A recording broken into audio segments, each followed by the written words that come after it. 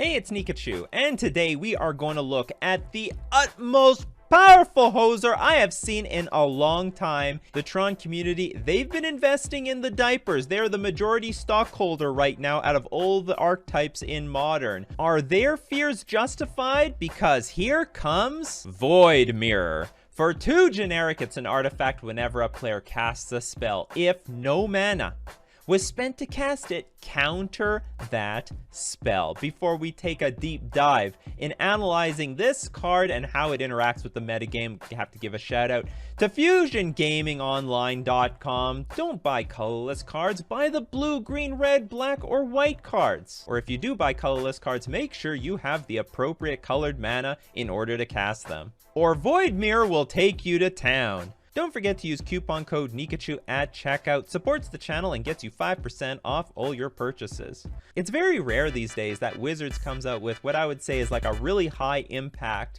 hate card. I mean, these are like the hate cards of the past. It's pretty serious. If you didn't spend any colored mana on it, it's countered. Your deck will do nothing. Now, initially, the Tron community thought that they were getting hated on, and it's true. I mean, you are.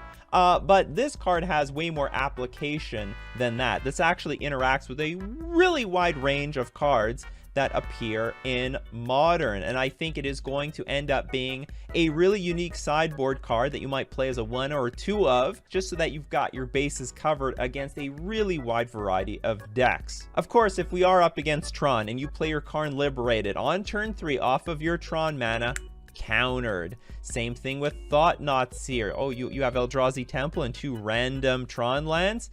Countered. I think this is going to be a very interesting answer to Urza decks. So any form of Urza or Wurza, Urza Lord High Artificer's ability says, shuffle your library, then exile the top card. Until end of turn, you may play that card without paying its mana cost. Basically shuts this ability down. Yeah, you could do that with a wide variety of other types of cards, but this is the type of card that will nail a lot of bases at once. But also included in the Urza deck would be Mishra's Bauble, which you can find in a Death Shadow deck and any Lurrus deck. Also shuts down the Bauble, because I mean, even if you wanted to spend mana on it, you can't. And that's the thing, like, you can still cast things like Karn Liberated if you have a single source of like green mana, but if you don't and you only have colorless mana, then it gets countered. But then things like Mishra's Bauble, even if you wanted to pay mana for this, you just can't. It's 0 mana and that's that. So the point is, Void Mirror will shut off 0 mana cost cards of today, but all future 0 mana cost cards. Now, by the way, Wizards, that's not permission to be making the 0 mana cards. I want to be free of the free. You get what I'm saying? Next comes Bring to Light. You read Bring to Light, you search for a card, you exile that card, shuffle your library, and you may cast that card without paying its mana cost. Boom! Instantly countered. Summoner's Pact, which can be found in a variety of combo decks, but most specifically the Amulet Titan deck, or basically any Primeval Titan deck. They search for their Primeval Titan, but the deal is you can't spend any mana on it. Yeah, sure, it has like a trigger at their next turn's upkeep, but at the time that you cast it, 0 mana, it costs nothing, you're not allowed to spend anything on it, it's going to get countered. But also Teleria West, which would find the Summoner's Pact, that whole entire interaction package shut down. I mean, I've won many games against Amulet Titan by just playing a Chalice on 0, because these were the only cards that they had to go look for their Primeval Titan. Then of course it interacts with Cascade. If you want to cascade into a card for free, it's going to get countered. So things like Ancestral Vision, snap counter, but also works on the suspend part. So if they play it on suspend and then they cast it on their upkeep, gonna get countered because you did not spend any mana to cast the damn thing. Of course, everything that you cast with As Foretold will get countered. This card sees some fringe play, but I know the next time that this card becomes more popular, some Electro Dominance deck, all those cards that you cast off the As Foretold or Electro Dominance, they're all countered. Grief! Oh, I'm sorry. Did you spend any mana for that evoke cost? No, you didn't. Well, then that ability gets countered. Force of Negation. Now, this is not the greatest thing to try to void mirror, because, I mean, worst case scenario, they can just cast this card, right? They don't have to do it for free, and I don't think you're bringing this in against many control decks. But I think the most important part of Force Negation that we should take away is that Void Mirror says whenever a player casts a spell, if no colored mana was spent to cast it, counter that spell. So make sure that if you got your Void Mirror online, that you don't cast your Force Negation for free. It's like casting a Chalice on 0 into your Chalice on 0. Then you got the second half of Lava Dart, gotta sacrifice a mountain. You didn't pay any mana for that. Get countered by the Void Mirror.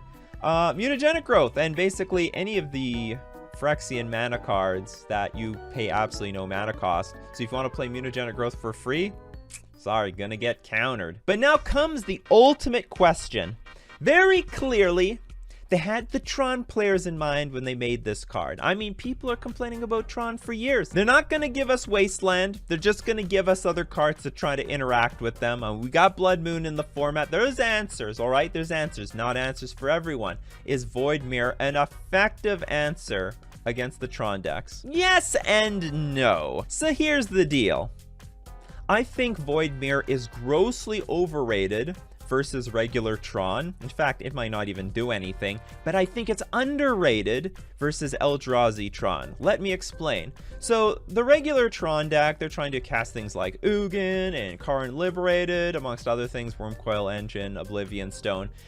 But the thing is, the deck main decks a ton of Forest. They need it for Ancient Stirrings, for Sylvan Scrying. So if you spent a turn off to play Void Mirror, then they can spend a turn to just play a basic Forest before they get their Tron mana, and then just cast the things anyway. And they have so many ways of finding this thing, between like Expedition Map. They could hold on to Chromatic Spheres in order to crack them when they need to cast something, or they could even use the mana, play Ancient Stirrings, look for the Forest that they need. Not to mention, Tron already plays cards like Nature's Claim naturally in their sideboard. So I mean, you might be bringing in something that's already interacting with their hate cards. They play Blast Zone.